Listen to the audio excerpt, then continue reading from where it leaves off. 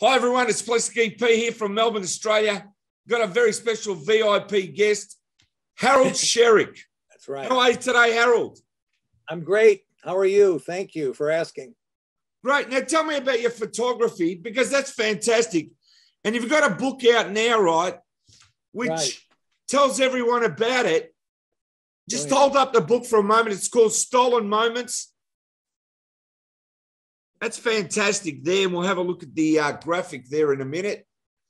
Tell us a bit about your fantastic job of photographing all these, taking photos of all these great rock artists. Just go through that with us. Who's in the book? Everybody from Paul McCartney to Mick Jagger, Keith Richards, Phil Spector, the Foo Fighters, Joni Mitchell, Tori Amos, and a host of others, Ringo Starr, a lot of different people. Now, that's a fantastic array of stars. And also, you worked for Phil Spector. Is that right? Tell me about that. I was Phil's personal photographer for 3 years until we stopped having the parties. And then right after that is when the mishap happened with the girl's death and the shooting. And but I did remain friendly with him. And I went to the trial a couple of times, and I went to his house for his birthday Christmas party in 2007. And then I went up to the prison a couple of times to take his daughter up to visit him, which was very surreal. Let me tell you, that's an amazing story there. And I mean, to be there with Phil, that's just totally amazing. As I said, I don't want to get too much into Phil. But I mean, look at this scope of artists that you've had contact with, that you've taken photos of. That's why your book, as I said, it's a must. How long did it take you to put the book together, Harold? I think to gather all the photos, it took me about 8 or 9 months to actually pick everything out and decide what I wanted to use in the book. Can I ask you what your favorite photo is? You can just show us your favorite photo from the book, if that's all right. I think my favorite photo is the cover, is Tom Petty, the cover shot I did of Tom. Fantastic. And as I said, with these artists, apart from working with Phil, did you get, let's say, a great relationship with any of these artists that's long term? I did with a couple of them. I did. Kim Fowley was a friend all the way till he passed away, and then members of Clem Burke from Blondie, the drummer for Blondie. I'm still friends with him today, very good friends. And then members of the Knack, I'm good friends with them. I've been acquainted and still acquainted with several of them. And like I said, friends to this day, and which is a good thing and a nice thing. I wasn't intrusive. I respected their privacy. And that's one reason why I was trusted and became very friendly with a lot of these artists, because they knew that I could be trusted with being in a personal situation, taking photos. You know, nothing went to the tabloids, nothing went to anything unsavory. And I take pride in that, because I'm not that type of person. You know, I'm not a person that just does it for money.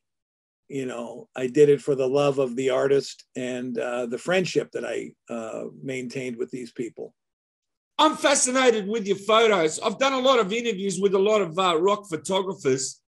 It's so interesting when you get up close and you get the artist and you have these fantastic photos that no one's taken from their concerts. Have you noticed that? Yeah, I have. Because every photographer has a different story in a different circumstance. Now, Harold, I'll just ask you about taking photos of one of my favorite bands, the Monkees. Okay. Yeah, the Monkees were great. I photographed them when they did their first kind of really official reunion in 1989, when Michael came back and came on stage with them at the Universal Amphitheater and finished the whole set with them.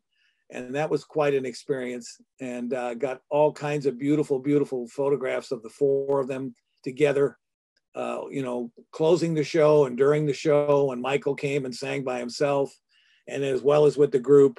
And then I became friendly with them and I knew Mickey really well, was acquainted with Davey, didn't know Peter so well, But and I became friendly with Mike Nesmith's son, Jason Nesmith. I'm still friends with him today, to this day.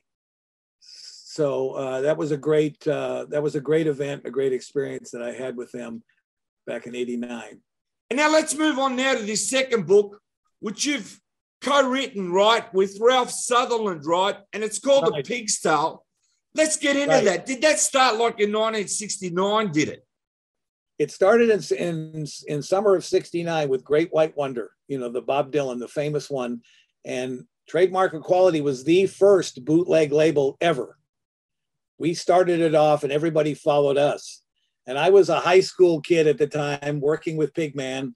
And from then on, it was just, all this fantastic running around, going to the pressing plant, recording concerts, acquiring tapes, and Pigman putting out this stuff and creating this big sensation because we got reviews in Time Magazine and Newsweek, Rolling Stone, and the record labels were kind of being turned upside down and didn't like us. I was going to say the record companies must have loved you. Give us a look at the book. Here is a look at the book here. Here we go. That's fantastic. You've got to be so proud of that, yeah? Yeah. Oh, yeah, we are. It was a labor of love, and it took several years to get together. It started off about 6-7 years ago, but then I got the publishing deal with my friend at Genius Books, and then it took us about 1.5 years to actually put everything together. It was a lot of late night working together, putting everything together, the story, the images, the record covers, the graphics, and just remembering all the incidents and all the different things that happened during that time, which was a crazy time. And then eventually when the FBI was chasing us at the end. But all in all, Pigman was very, very smart, and we ended it at the right time. We walked away from it at the right time, which was 1976. And so that was our amazing story, because you have to read the book to get everything, but it was quite a story. But isn't it amazing that people bought bootlegs? It is, because at the time that was the underground thing to do, because the record labels were not putting out the stuff that the fans wanted to hear, this live stuff and the radio broadcast stuff that we were acquiring, and the fans just went crazy for it. So we kind of came along at the right time. We didn't know it, of course, at the time, but at the time it came and everything went nuts. Everything went crazy. I know, but to be the first and to come up with this idea of doing it and then implementing it, and then it becoming, let's say, starting off small and then getting bigger. And then, as I said, people finding out about this new thing where it wasn't perfect. Well, not from the actual record companies that had the artists under contract. Right. Oh yeah, we had everybody on our label, which is so funny, because we had the Beatles, we had the Stones, we had Jethro Tull, we had Pink Floyd, we had Led Zeppelin, we had Hendrix, and I'm just being funny, but it's true though. Our label had a little bit of everybody. So that's what was exciting about this whole thing. What sort of stories? I'm just saying, doing it and being ahead of, let's say, the game. I mean, that was the main thing, wasn't it? Being ahead of the game all the way through, yeah? Yeah, exactly. And Pigman playing it cool, because that's why a lot of these other bootleggers that followed us at the time, they got caught so quickly because they let their egos get in the way. And that was kind of their downfall. And but we didn't do that. We played it cool, and we moved from one step to the next, and we were fine with that. We kept ahead of the game and ahead of the man, as they say. Now, apart from bootlegs, I'm just saying, you may have collected some bootlegs along the way, but really, I'm just saying, your first love would have to be photography, yeah? Yes, exactly. Yeah, since I was a real young teenager back in the 60s, like late 60s. Yeah. And I'm just saying, did you actually, when you started as an amateur, for example, take a lot of photos from the 60s groups and artists? I did a little bit here and there, but I didn't really have a good camera. Couldn't afford it as a kid, but I was using a box camera, a little Brownie box, or I would use my little Instamatics, 126s or whatever at the time. So I would go into Hollywood and take pictures in 68, 69. But I would do basically a lot of location stuff, from the clubs and the theaters and things like that. Have you got a lot of classic photos from that period? A couple that stand out in your mind that you're lucky enough to take photos of?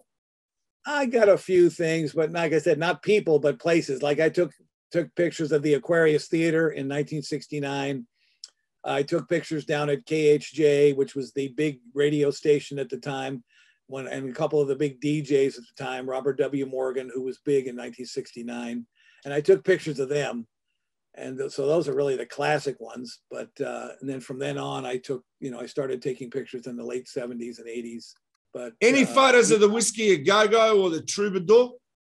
Yeah, but later, not in the 60s, but later. Yeah, I have lots of them from the 80s and 90s and things like that. I have lots of photos outside and inside.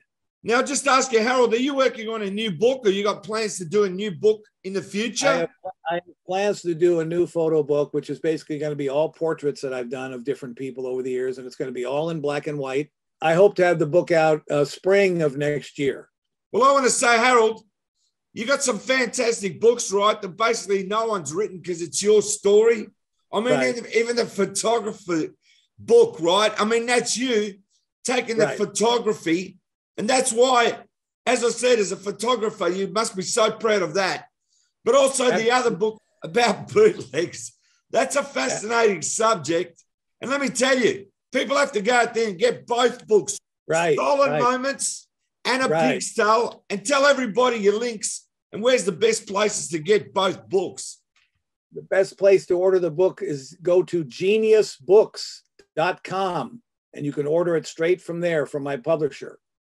But it's geniusbooks.com. That's the direct. Fantastic, Harold. And thanks for being on the show. It's been great. It has. Thank you so much for having me on. I appreciate it. Pleasure, Harold. Everyone go out there and buy the books because they're fantastic. See you soon, everyone.